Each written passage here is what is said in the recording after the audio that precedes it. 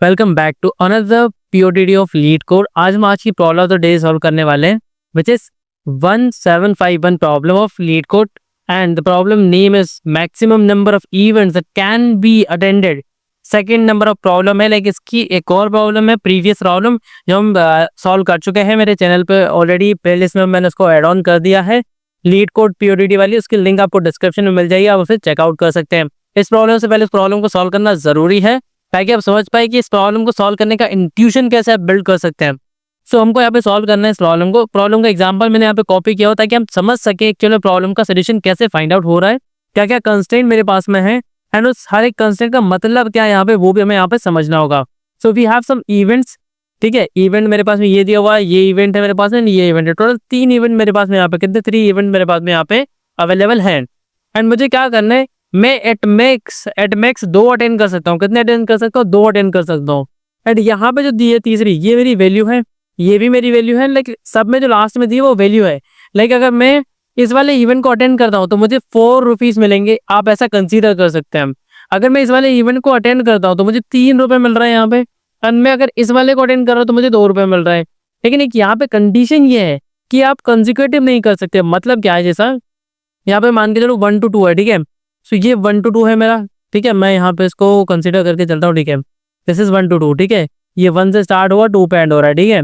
तो ये मुझे वैल्यू दे रहा है कितने की, 4 की वैल्यू दे रहा है। एंड इसके बाद मेरे पास क्या, 3 से 4 पे, ठीक है।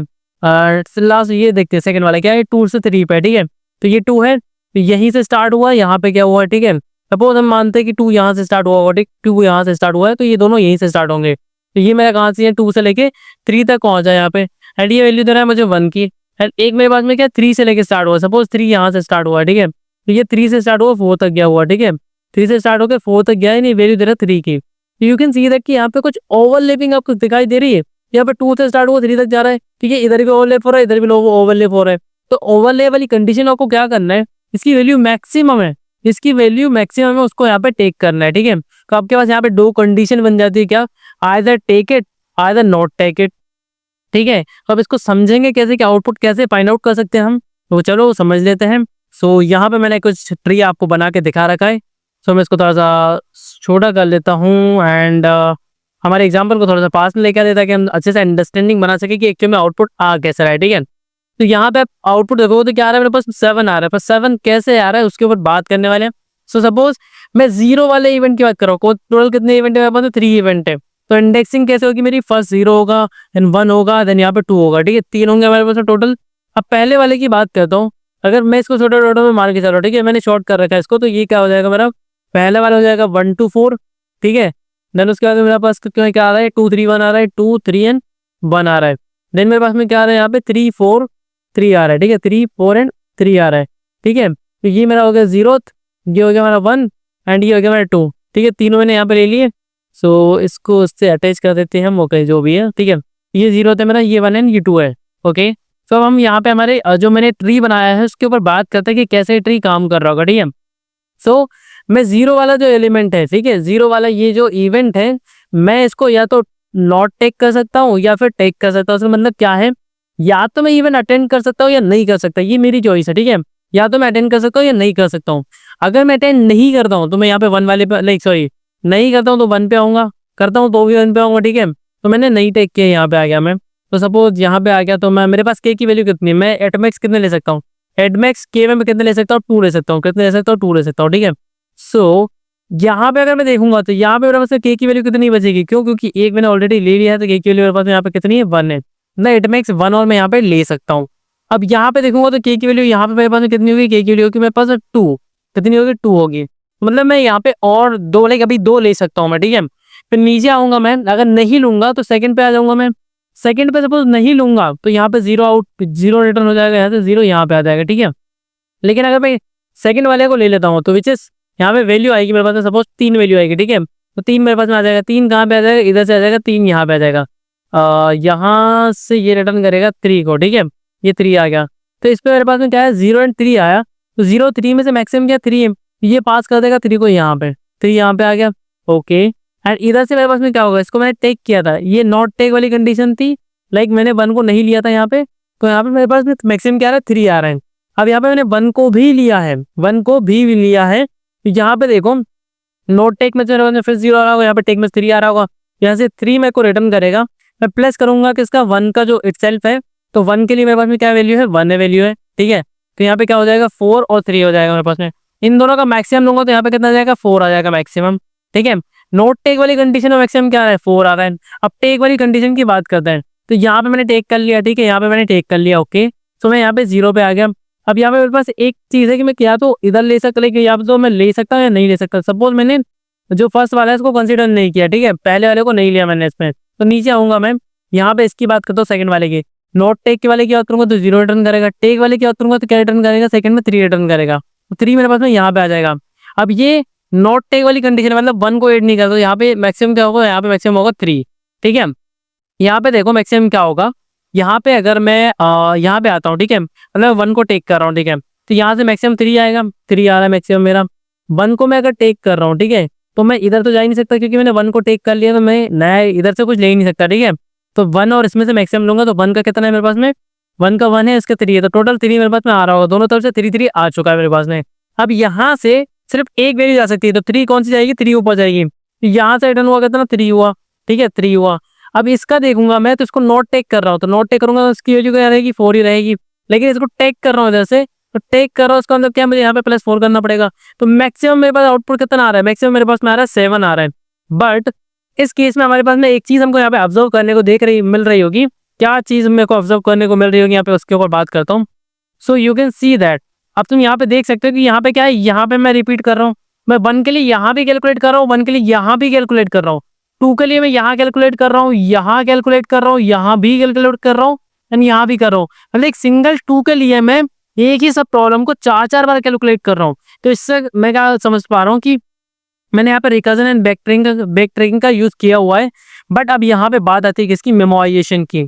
मेमोराइजेशन की बात यहाँ पे आ गई मेरे पास में। तो इस कंडीशन में क्या होता है, जब हम सब प्रॉब्लम को रिपीटेडली सॉल्व कर रहे होते हैं, तो हम आते हैं डीपी का कॉन्सेप्ट पे, ठीक है।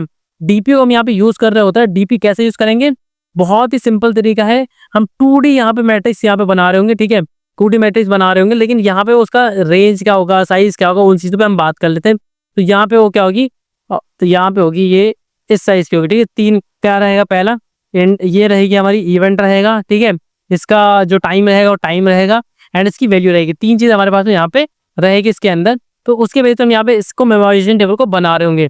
ये सारी चीजें सेम हो रही होगी, लेकिन जहां पे भी जैसे मैं 2 के लिए कैलकुलेट करने आ रहा हूँ, यहाँ पे 2 कैलकुलेट हो चुका है, तो अब यहाँ कहीं भी कैलकुलेट नहीं करूंगा मैं, और चेक करूंगा कि क्या इसकी वैल्यू -1 है। इनिशियली मैं इसको -1 रखूंगा, क्यों, क्योंकि सारी वैल्यूज क्या है, पॉजिटिव है। तो अगर ये -1 नहीं है, तो सिंपल मैं यहाँ पे क्या करने वाला हूँ कि इसकी जो प्रीवियस वैल्यू यहाँ पे जो एग्जिस्ट कर रही है वही यहाँ पे टेक करने वाला हूँ। लाइक मतलब कैलकुलेट नहीं करूंगा, बस यहाँ से पिक कर लूंगा, कैलकुलेट नहीं करूंगा, यहाँ से पिक कर लूंगा। सिंपल तरीका होने वाला है। तो चलो कोड की बात कर लेते हैं कि कैसे कोड आप इसका लिख सकते हो। So I have written entire code. सबसे पहली बात जो मैंने आपको बताई थी कि मैम इसको शॉर्ट करने वाले हैं, मैंने यहाँ पे इसको शॉर्ट कर लिया। किसके बेस पे शॉर्ट किया यहाँ पे आप चेक कर सकते हैं। मैंने क्या ले ली, उसकी starting like A and B 2 values लिए मैंने उसके अंदर से, ठीक है।